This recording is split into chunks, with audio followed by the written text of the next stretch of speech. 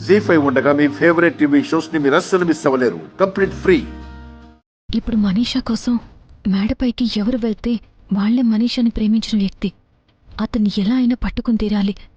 మనీషా జీవితంలో ఎలాంటి సమస్యలు సృష్టించొద్దు అని అతనికి అర్థమయ్యేలా చెప్పాలి.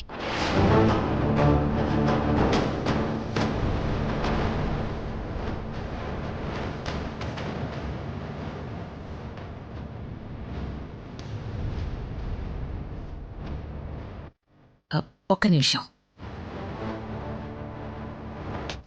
లక్ష్మి, ఏంటత్తయ్య గారు?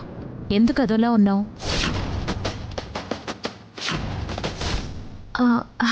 అదేం లేదత్తయ్య గారు. లేదు లక్ష్మి, ఏం లేదని మాటల్లో చెప్తున్నా ఏదో ఉందని నీ మొహంలో అర్థమవుతోంది.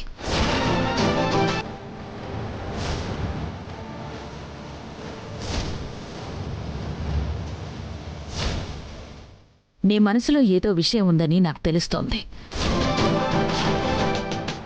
పర్వాలేదు, చెప్పు.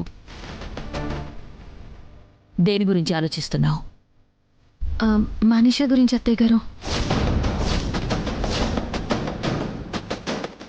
మనీషా గురించంటే ఎందుకు? ఏ విషయంలో? మనీషాకి ఇప్పటికే ఒక లవర్ ఉన్నాడు అత్తయ్య గారు.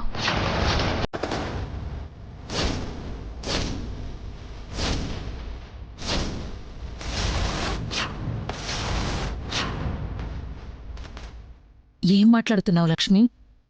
అవునత్తయ్య గారు,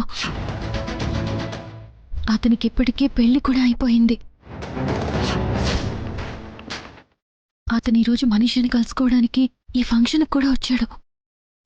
ఇవన్నీ నీకెలా తెలుసు? నువ్వు ప్రేమించినప్పుడు తను సింగిల్. తన జీవితంలో నువ్వు తప్ప మరొకరు లేరు. నీ ప్రేమని, ప్రేమించిన వాణ్ణి మర్చిపోయి నిన్ను ప్రేమించే నీరజ్తో కొత్త జీవితాన్ని ప్రారంభించు మనీషా. ఇదిగో చూడండి, అతను మనీషాని కలవమని ఒక చిన్న ఉత్తరం కూడా రాసిపెట్టాడు. అది అనుకోకుండా నాకు దొరికింది. అతను ఇక్కడే ఎక్కడో ఉన్నాడు అత్తయ్య గారు. అతన్ని ఎలా అయినా పట్టుకొని తీరాలి.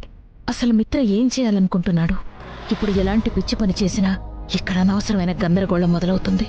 దాంతో మిత్రకి మనీషాకి మధ్య ఉన్న ప్రేమ వ్యవహారం లక్ష్మికి తెలిసిపోతుంది. అదెట్టి పరిస్థితుల్లోనూ జరగకూడదు. అలా అవ్వాలి అంటే మిత్రని మనీషాతో మాట్లాడనివ్వకూడదు. ఏం ఆలోచిస్తున్నారు అత్తయ్య గారు?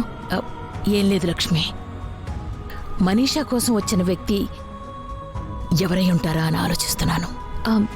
మీరు టెన్షన్ తీసుకోకండి అత్తయ్య గారు. ఇప్పుడు నువ్వేం చేద్దామనుకుంటున్నావు? అతన్ని ఎట్టి పరిస్థితుల్లోనూ మనీషాని కలవనివ్వను.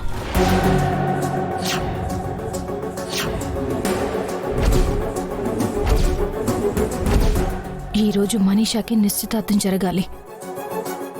మంచి పని చేశావు లక్ష్మి. అలా చేస్తేనే నీ జీవితం బాగుంటుంది. నా జీవితం బాగుండడం ఏంటి?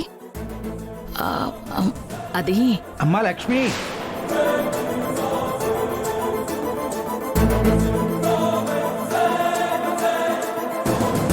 జీ5 యాప్ డౌన్లోడ్ చేసి అన్ని ఎపిసోడ్స్ పూర్తి ఉచితంగా చూడండి.